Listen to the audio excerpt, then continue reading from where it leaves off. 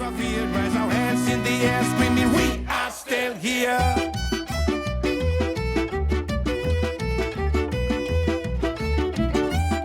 My name is Bernard Haj. I'm an illustrator and political cartoonist based in Beirut. I'm 32 years old. I studied graphic design and graduated with a master's degree in graphic design and advertising. And after my experience in advertising, I left the agency to dedicate my time for my personal career, personal artworks, which eventually became more involved in activism and politics. And this is how I ended up doing political cartoons for newspapers. It was pretty much the normal boring life, which right now seems like a luxury. Something I would really love going back to.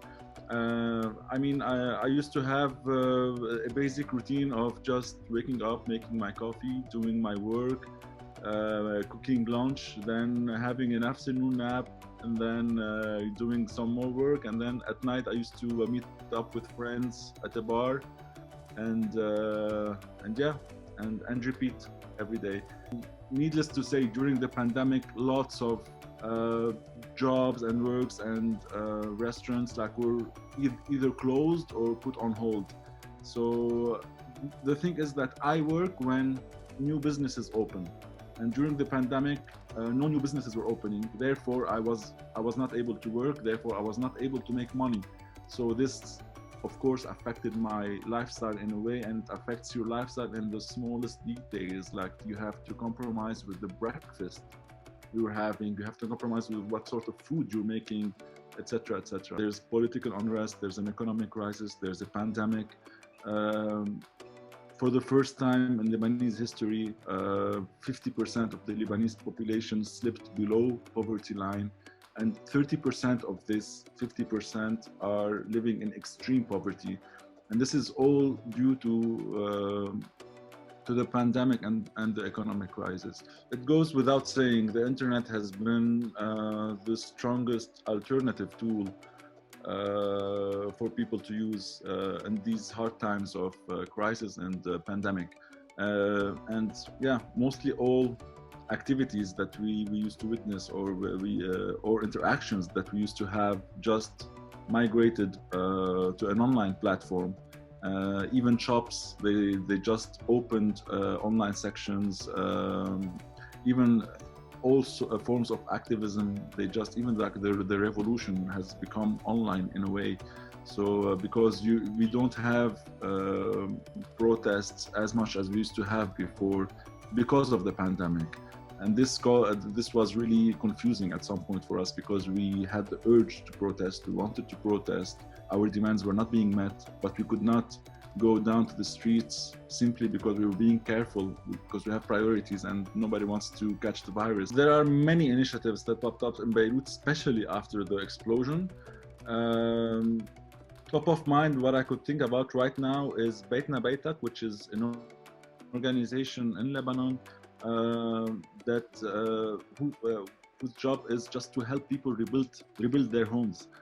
So they are taking care of fixing broken glasses, fixing windows, fixing doors. Well, I think my job as a cartoonist is mainly to keep the conversation going, especially in an Arab country like Lebanon, where you have freedom of speech extremely limited.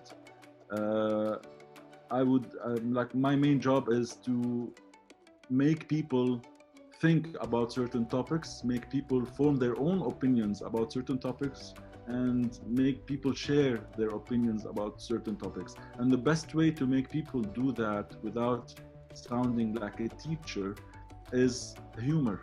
And this is why I do I insert my political messages using humor, because humor spreads way faster than any other thing, and a political cartoon can be shared faster than any other article. I was never planning on becoming a cartoonist, if you ask me. It just happened by mistake, because one day I just published a small sketch with a caption, and just went viral and everybody started sharing it because it represents a certain aspect of Lebanon and it was a joke and all Lebanese people could relate to it.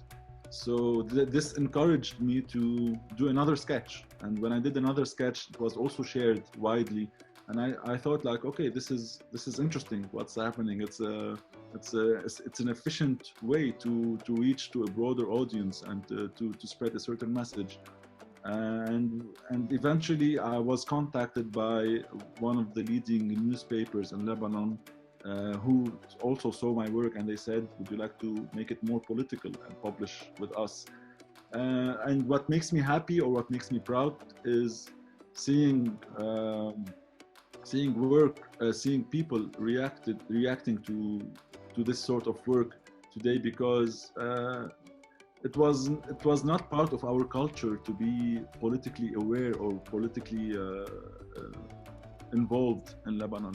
So I think I was able to drive a certain audience to politics and to becoming politically aware and politically involved by using jokes.